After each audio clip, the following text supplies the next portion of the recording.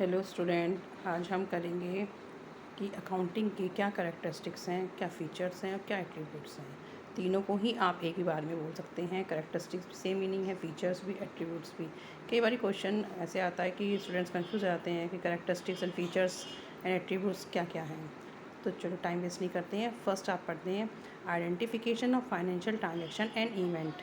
तो first characteristic क्या है अकाउंटिंग की, पहले वो किसी भी ट्रांजेक्शन को आइडेंटिफाई करेगी कि वो फाइनेंशियल ट्रांजेक्शन है या नहीं है। Accounting record only those transaction and events which are of financial nature as the bring a change in the resources of a firm. For example purchase of goods और assets.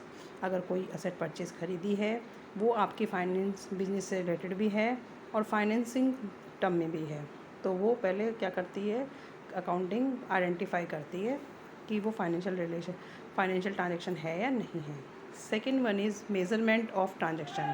Accounting record the transaction only in terms of money. For example, purchase of 10 chair of rupees 4,100 kg.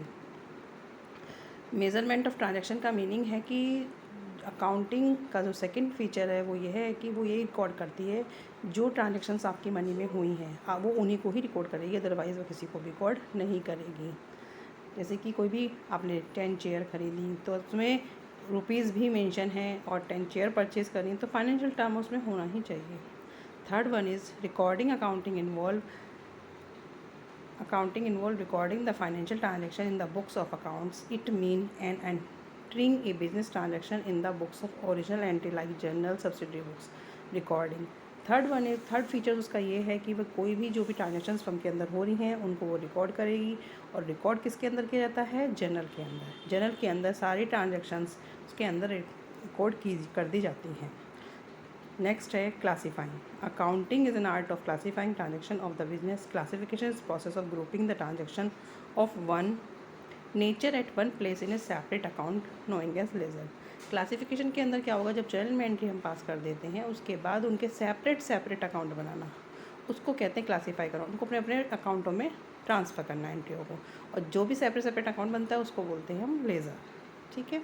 Next summarising. It involve presenting the classified data in a manner which is understandable and useful to the user of accounting statement. This process lead to the preparation of the following statement like trial balance, trading account, profit and loss account and balance sheet. Summarising के अंदर क्या होगा, जो भी आपने जो भी classify की हैं उनसे आप सीधा क्या बनाएंगे, ट्रायल बैलेंस, और ट्रायल बैलेंस के बाद trading account, profit and loss, अपने प्रॉफिट चेक करने के लिए नेट प्रॉफिट कितना हुआ है at the end of year, and balance sheet, क्या फर्म की फाइनेंशियल पोजीशन रही है। Next one is analysis and interpreting. In accounting the result of the business are analysis and interpreted so that use of financial statement can make a meaningful and sound judgement profitability in financial position of the business. Last में analysis किया जाता है अपने net profit को देख के, financial reports को check करके, बैलेंस शीट को देख करके कि क्या हमारा प्रॉफिट हम इस वाले ईयर में कहाँ तक स्टैंड हम कर पाए और आगे हम कितनी प्लानिंग कर सकते हैं। Communicate accounting involve communicating the financial data to the interested parties through annual and periodic reports.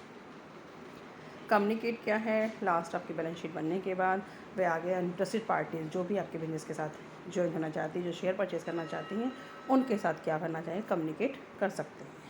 ठीक है, ओके।